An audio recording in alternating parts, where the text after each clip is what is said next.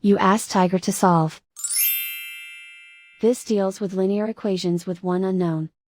The final result is w equals 90. Let's solve it step by step. Simplify the expression. Multiply the coefficients. Combine like terms. Isolate the w. Divide both sides by 6. Simplify the fraction. Find the greatest common factor of the numerator and denominator. Factor out and cancel the greatest common factor. And so the final result is w equals 90.